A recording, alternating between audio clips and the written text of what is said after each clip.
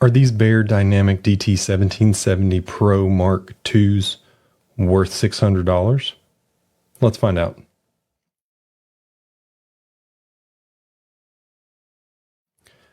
So Beyerdynamic sent me a pair of these new DT1770 Pro Mark II closed back headphones.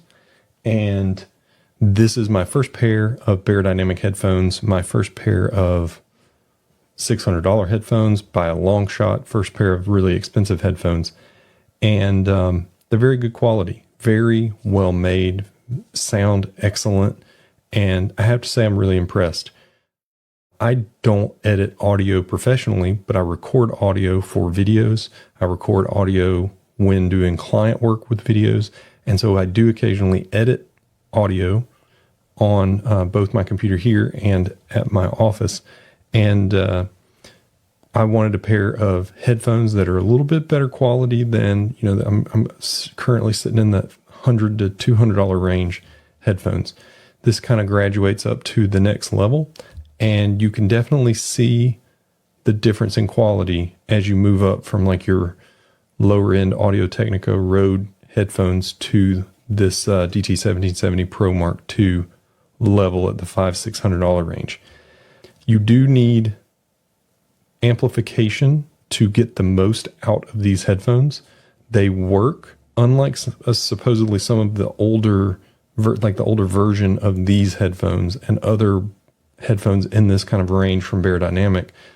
These have a Tesla 45 driver, which is a 30 ohm driver, and you can power them with your, say, MacBook Pro or your phone, unlike some of the previous ones and some other high-end headphones. So you can listen to music and edit and hear things on, say, a MacBook Pro or a Windows computer, but you're not going to get the full dynamic bass. You're not going to get, really all of the benefit. I have these plugged into my Rodecaster Duo, and they sound great, but I know they would sound even better plugged into a dedicated amplifier. And so I'm looking for one to test out and see, but they sound so good plugged into the Rodecaster Duo. Now, they sound good plugged into the MacBook Pro, just not as rich. The bass isn't as punchy. The highs are very crisp and maybe a little crisper than plugged into my Rodecaster Duo. And you notice it a lot more because you don't have the bass and you don't have those lows punching up. So the build quality is excellent on these. It ships with a really nice hard shell carrying case that you could travel with if you're not flying somewhere, if you're driving somewhere. It's a very large case.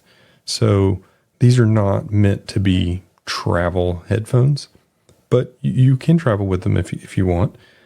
They come with 2 sets of ear pads. Mine came with the velour kind of ear pads, and it's a real soft velvety kind of material. And I swapped them for these leatherette ear pads that I have on now. And I just prefer the leather kind of feel to the velvety feel.